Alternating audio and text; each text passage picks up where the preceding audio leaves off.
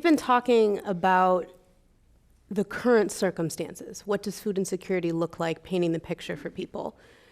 I'm curious about restating or emphasizing quickly, just so we're all on the same page, the main barriers, the main obstacles to getting to fresh and healthy food. And along with that, if you had to get to the root of the problem, what would that be from your different perspectives? From my perspective, the problem starts with financial accessibility of food.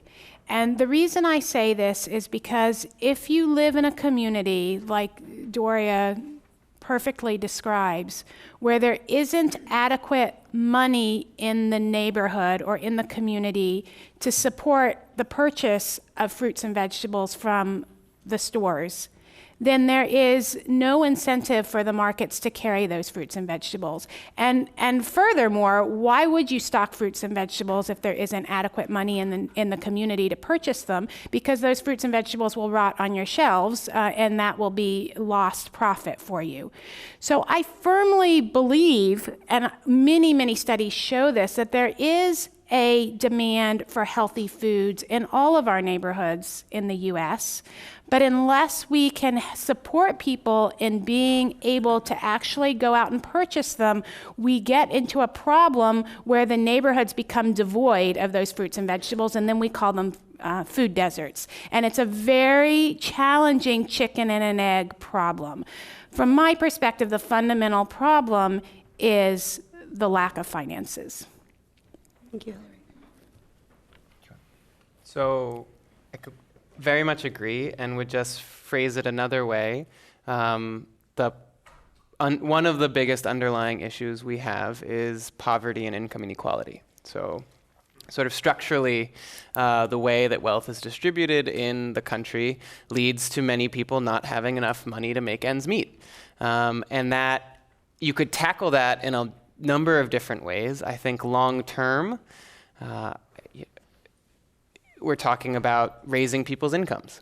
And that can be through education and job training. Those are sort of long-term sustainable ways, you hope. When that doesn't work, or if that's not enough, you have medium-term strategies, which are things like a minimum wage, and California thankfully just raised its, and New York did as well. But across the country hasn't been adjusted in over 15 years. You're talking about income transfers like the Earned Income Tax Credit, which helps some people get more money at the end of the year or the end of the tax year. And then you have safety net programs, which provide people either through school meals or through SNAP, formerly known as food stamps, money to afford food and other strategies like that. We need to address all the barriers. You know, if you have demand but there's no supply, it's going to be hard. If you have supply and you have a store and no one's got the money or the interest in buying it, it's not going to work. So you need to address all the barriers. But I think I agree with Hillary that addressing poverty is really one of the root causes and root issues we have to deal with if we want to address healthy food access. Mm-hmm.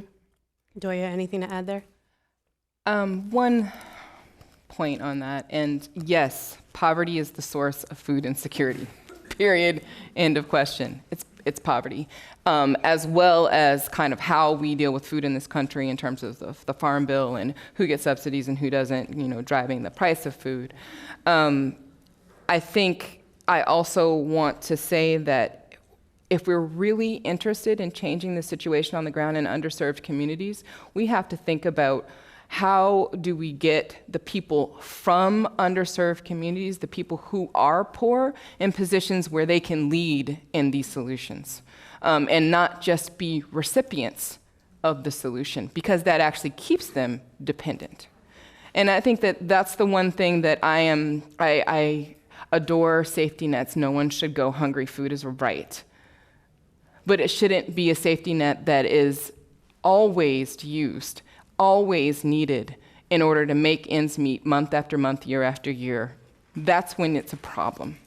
And that's when we really need to think about how do we empower people to start the stores that we need to see, to maintain the stores that are there and improve them if they're already, beautiful immigrant markets that are there. How do we empower them to improve those markets to further serve our communities? How do we improve people's access to entrepreneurial opportunities so they are a part of the solution, because then they will be on the edge of cultural change because it actually has an implication for their success, for their business success. They'll be making sure that that cultural change that we need is happening, because it just helps their businesses, right?